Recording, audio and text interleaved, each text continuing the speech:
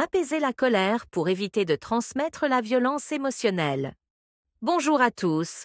Aujourd'hui, parlons d'une émotion puissante qui fait partie de la vie de chaque parent, la colère. Parfois, elle surgit avec une intensité qui nous surprend nous-mêmes, et il peut arriver qu'on réagisse de façon excessive, laissant des traces profondes chez nos enfants.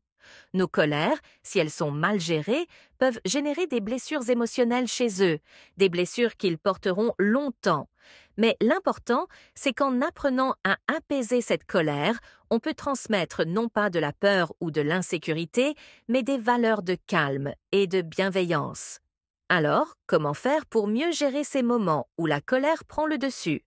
Voici quelques techniques simples qui peuvent te faire toute la différence. La respiration profonde.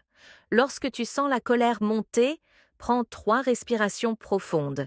Inspire lentement en comptant jusqu'à 4, puis expire en comptant jusqu'à 4. Répète 3 fois.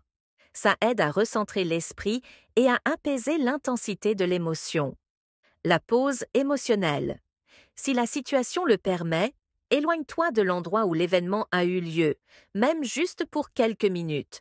Va dans une autre pièce, ou même dehors si possible. Cette pause te permet de prendre du recul et de ne pas réagir dans l'instant où la colère est à son paroxysme. Dédramatiser les erreurs. Parfois, c'est la peur de l'échec ou le besoin de perfection qui provoque notre colère. Rappelle-toi que les erreurs font partie de l'apprentissage. En ne réagissant pas de façon agressive face aux erreurs, tu montres à ton enfant qu'il peut se tromper sans craindre une réponse émotionnelle violente. En agissant ainsi, tu lui apprends la résilience et la compréhension. Maintenant, je te propose un exercice. Pense à un moment récent où tu as ressenti de la colère envers ton enfant. Note cet événement et prends quelques minutes pour analyser ce que tu aurais pu faire différemment pour répondre de manière plus apaisée. Ce n'est pas facile, mais c'est un pas vers un environnement plus serein pour toi et pour lui.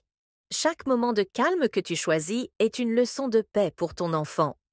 La colère est une émotion naturelle et il est normal de la ressentir, surtout dans des situations de stress ou de fatigue. Mais ce que l'on transmet à travers notre gestion de cette colère est un héritage puissant. En choisissant des réponses calmes, on montre à notre enfant qu'il est possible de gérer des émotions fortes, sans violence, sans blessure. On lui apprend qu'il peut ressentir de la colère, mais qu'il a les outils pour l'exprimer autrement.